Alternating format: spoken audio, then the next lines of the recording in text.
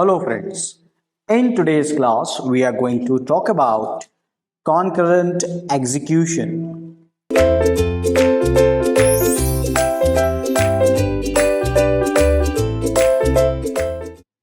Welcome here, and we are looking at the some construct that is available for concurrent execution within a program. Okay, so two processes can definitely execute concurrently, but we are talking about a situation that within a program, can we have this concurrent execution? So a precedence graph is a directed acyclic graph whose nodes are corresponding to the individual statement. Okay, so what we are going to do here in this case is we are going to draw a lot of precedence graph, and this is the definition of the precedence graph whose individual statement whose nodes are, it's a directed acyclic graph, that is a DAG,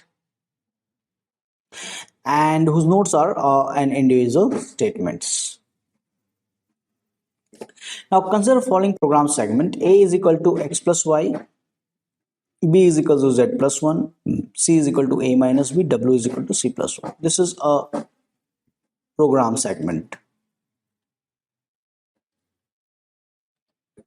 So now what we are going to do, we are going to draw the precedence graph for this program segment. Okay, so we are going to draw precedence graph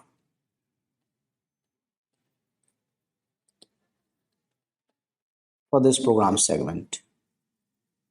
Now, so idea here, suppose we want to execute some of the statement concurrently. Okay, and the statement, okay, now we will see here, then I'll come to the analysis. Now A is updated, B is updated. Okay, A is reading the value x and y, B is reading the value z and 1. Okay, now if I execute this statement 1 and 2 concurrently, then there'll be no issue, because this is reading x and y updating A, and this is reading z and updating B.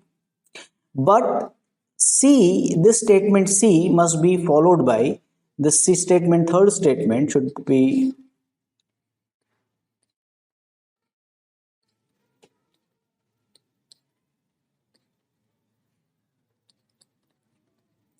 be followed by 1 and 2.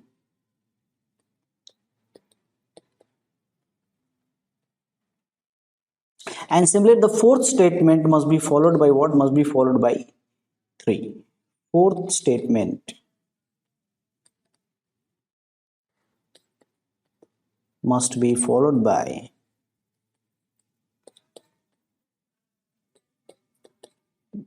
3. Why? Because this is updating the value and C is being read over in this case. Why 3 should be followed by 1 and 3 should be followed by 1 and 2? Because A required and B required, and A and B updated here. Okay, and that is the summarize here. That is the same thing summarized here, that the statement C is equal to A minus B cannot execute before A and B have been assigned values. Similarly, W is equal to C plus 1 cannot execute before the new value of C has been computed. The statement A is equal to x plus y and B is equal to z plus y could be executed concurrently, since neither depends upon the other. Okay, so in which case we can do this concurrency, and we are trying to find here the condition for the concurrency, and here this is the statement, change statement s1 s2 s3 s4. So what we are going to do, we are going to find the read set for s1, that which values it is reading. So this is reading the value of b and c will be read, and write set for s1, which is a. So reading the value of B and C and updating the value of A. Okay, so now here D is the read set and this is the write set. K is updating the value of A plus D. The read set is this, write set is this. L is equal to K plus. Okay, now for this one, if I draw my precedence graph, then I can observe that A and D can be executed concurrently. So S1 and S2 can be executed concurrently. They are not dependent on each other. But K is equal to A plus D. S3 must be executed after this one. Okay, after this, S3 must be executed. and L is equal to K, it is reading the value of K, so there is a dependency. So S4 must be executed after this one. Now this is the precedence graph for this. That's written. So what is exactly the concurrency condition? Is a precedence graph is a directed acyclic graph whose nodes correspond to the individual statement. In other words, edge,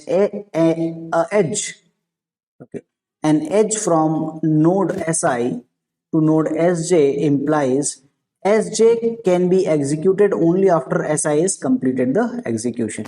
Okay, so there is a Si is the node, and if it is goes to Sj, then there is a dependency that Sj can execute only after statement Si is complete execution. Read of Si is what? Read of Si is the A1, A2, An is the read set of Si is the set of all variables whose values are referenced in the statement Si during the execution. The read set of Si. Write set of Si is B1, B2, Bm is the write set of Si in which set of all variables whose values are changed or written by the execution of the statement Si, and generally we consider it as a single value over here. So if you look at the statement C is equal to A plus B, then its read set will be what? A and B will be the read set. Write set will be what? C will be the write set. W is equal to C plus 1, then read set is what? C, and write set is W. X is equal to X plus 1, read set is X, write set is X, reading the value of X, updating the value of X. Okay. Okay. If you have a statement like read A, then read set of A is and write set of A is here I. Okay, leave it. It doesn't make any sense.